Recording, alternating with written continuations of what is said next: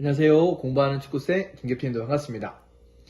요즘 아이들을 교육하다 보면 조금은 아쉬운 점이 있습니다. 그게 뭐냐면 스스로 의사결정하는 부분이 많이 부족하고 누군가에게 의존을 많이 한다는 사실입니다. 예를 들어서 옷을 입고 벗고 모자를 쓰고 안 쓰고 스스로가 그 상황에서 충분히 할 수 있는데 불구하고 판단할 수 있는데도 불구하고 선생님들에게 물어보고 판단을 하는 거죠. 물론 현대사회에서 저출산 문제와 사회적인 환경으로 인해서 제가 어릴 적 자랄 때보다는 훨씬 더 위험에 노출된 것은 사실입니다. 사회와 환경이 못 받아주기 때문에 정답이라는 것은 없지만 부모님들께서도 우리 아이가 스스로 할 수 있는 자립심이 강한 아이로 성장하는 것을 반대하는 부모님은 없을 것이라 봅니다. 그래서 오늘의 주제는 자립심 강한 아이로 키우려면 어떻게 해야 할까요? 요건데 이 이야기가 모든 이야기는 부모와 선생은 다르다는 전제하에 이야기를 하며 그리고 제 경험이 바탕되는 점을 참고해 주시면 감사하겠습니다. 자, 제가 설명해 드릴게요. 자립심이 강한 아이로 키우려면 어떻게 할까요? 첫 번째, 스스로가 선택할 수 있는 권한을 부여한다. 그러니까 스스로가 판단할 수 있는 권한을 부여한다. 제 이야기를 좀 말씀드리자면 저는 어릴 때 축구부 주장을 했었는데 축구부를 하다 보면 그날 어떤 유니폼을 입어야 될지 스타킹을 신어야 될지 그리고 아침 운동을 어떻게 할 것인지 이런 것들을 물론 코치님과 감독님의 지도 아래서 이제 움직이지만 그런 사소한 결정들을 아마 주장이 다 하게 돼 있어요. 그래서 제가 아이들 친구들에게 동기들이죠. 오늘 유니폼 입을 거니까 이거 입어라고 공지를 하는 거죠. 저도 되게 어릴 적 좀 보면 지금이랑 사람들이 이런 말 하면 좀 놀래기도 한데 엄청 소심했어요. 소심하고 남 눈치 많이 보고 그리고 남 눈치를 많이 봤기 때문에 약간 좋은 사람병 그런 것도 있었죠.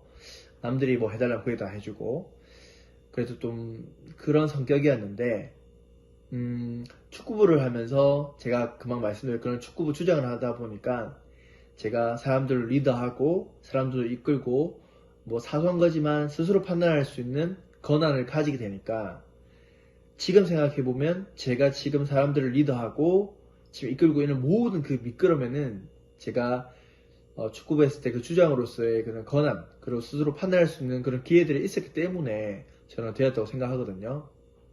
그래서 어머니 아버지께서도 물론 위험한 건 아니지만 그래도 어떤 우리가 아이가 선택할 수 있는 그 범위 내에서는 스스로가 한번 판단할 수 있는 권한을 좀 주면 어떨까라고 생각이 들거든요.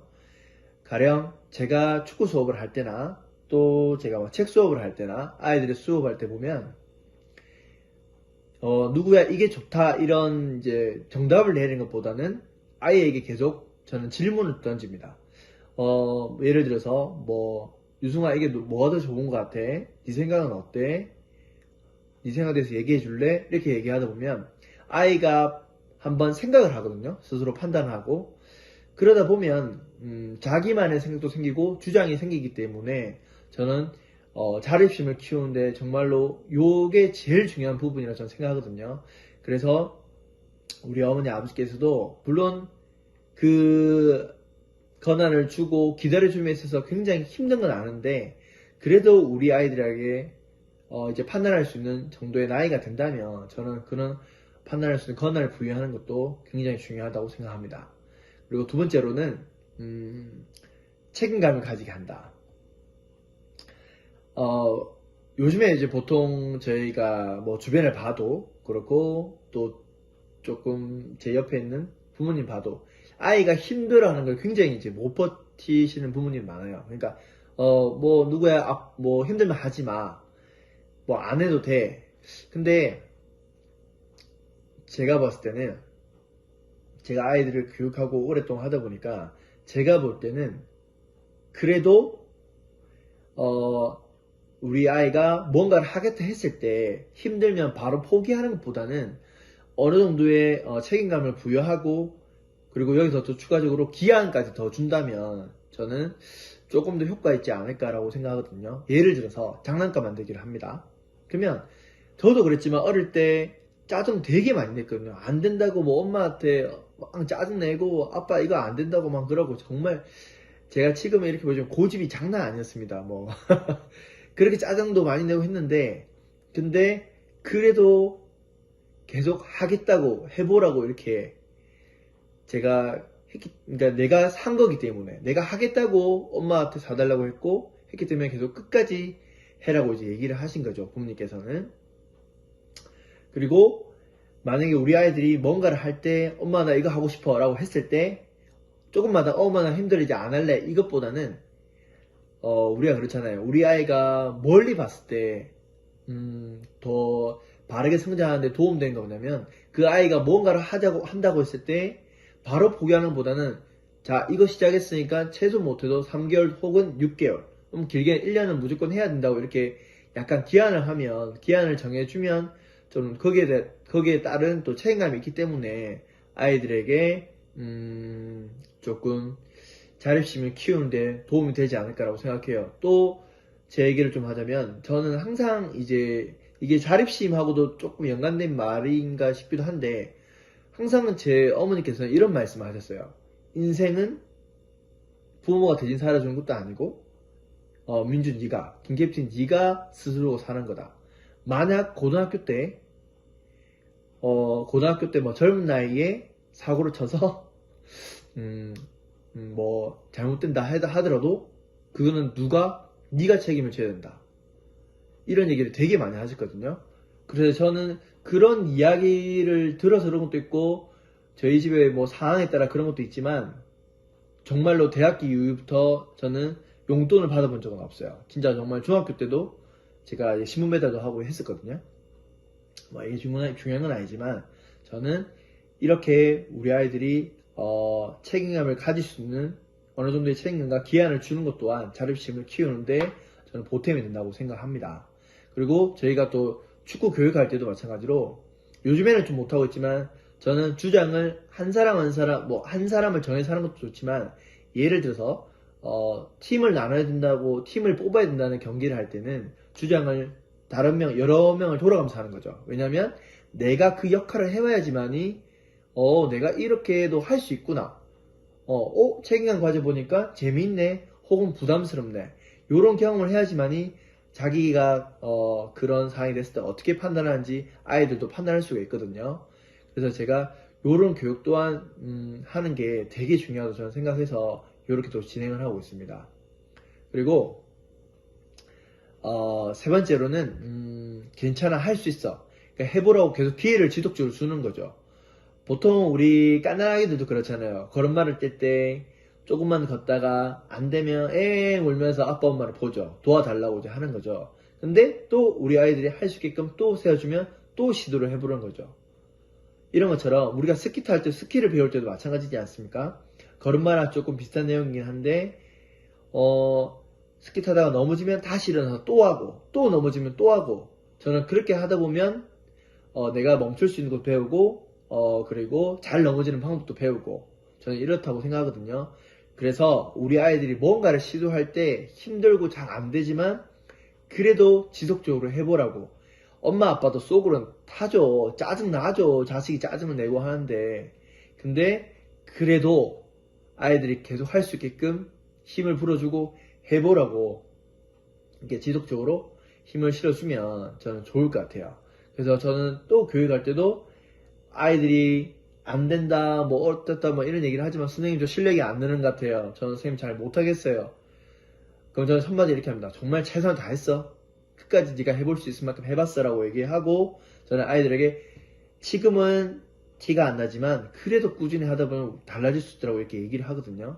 그러면 저는 또 아이들이 자기의 자리에 돌아가서 또 열심히 연습하는 모습도 봤으니까 저는 이 부분도 굉장히 중요하다고 생각합니다. 그리고 마지막은 이 부분은 우리 어머니 아버지께서 굉장히 싫어하는 말인데 말일 수도 있는데 제가 오늘 논어 공자가 나오는 논어를 책을 봤는데 거기서 내용이 뭐냐면 말이 아닌 행동으로 보여주는 부모의 삶에서 얻는 배움이 아이의 미래를 결정한다.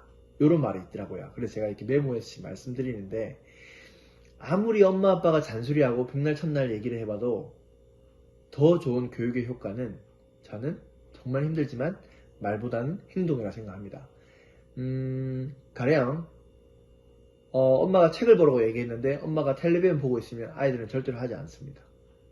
제 조카들도 마찬가지예요. 삼촌이 책을 보라고 하는데 왜 애들이 얘기를 듣냐면 삼촌은 책을 항상 보고 있어요.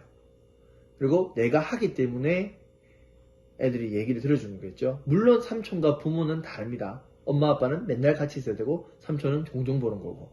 근데 제가 미국에 갔을 때도 제가 미국에 잠깐 있을 때도 느꼈지만 거기서는 6시 이후에 지나면 물론 가정마다 다르겠지만 휴대폰을 모아서 냉장고 같은 데 위로 올리더라고요. 그래서 뭐 TV를 영화를 같이 볼 때도 있고 혹은 TV를 다 끄고 그냥 다 같이 책을 본다든지 그리고 뭔가를 같이 뭔가를 하는 거죠. 뭐 TV를 안 보더라도 엄마는 뭐 십자수, 아빠는 뭐 신문을 볼 수도 있고 그러면 자연스럽게 알아서 가족들이 그 시간을 좀 유익하게 보내는 걸 제가 좀 보고 느꼈거든요. 아, 저렇게 할 수도 있구나. 그래서 저는 부모님께서 보여주는 행동이 가장 중요한 교육이지 않나라고 생각해요. 그래서 제가 물론 오늘 논어에 보니까 공자님께서도 자식 교육을 부모가 직접 한 건 아니고 너무 힘드니까 왜? 부모는 감정이 들어가거든요. 사랑이랑 감정이 자식들에게 들어가기 때문에 교육한다는 게 쉽지가 않다고 하더라고요. 물론 저는 아직 자식은 없지만 그렇기 때문에 정말 쉬운 건 아니라고 생각합니다. 그래도 오늘 또 제가 메모했는데 아이의 눈 속에는 부모님의 품격이 깃든다. 그래서 자식은 부모님 거울이라 말이 무섭다. 정말 이거 중요한 말이라고 생각하거든요. 그래서 제가 말씀드리고 싶은 말은 일단은 제 생각은 그래요. 제가 이제 나이 30대 중반에 되다 보니 지금도 나이를 많이 먹었다 생각은 안 하지만 살아보니 굉장히 흔들 때가 많아요. 이게 맞나? 저게 맞나? 그리고 내가 하는 게 내가 무엇을 좋아하고 무엇을 싫어하고 그런 거를 고민하는 사람들도 정말 많거든요. 30대, 40대가 돼도. 그런데 어릴 때부터 이런 우리 아이들이 자립심을 가질 수 있는 기회와 그리고 그런 것들이 자립심이 생긴다면 우리가 삶에 있어서 뭐 가는 방향이 다 다르겠지만 그래도 흔들리지만 자립심이 있는 친구들은 그래도 그걸 버티면서 갈 수 있는 힘이 있지 않을까라고 생각하거든요.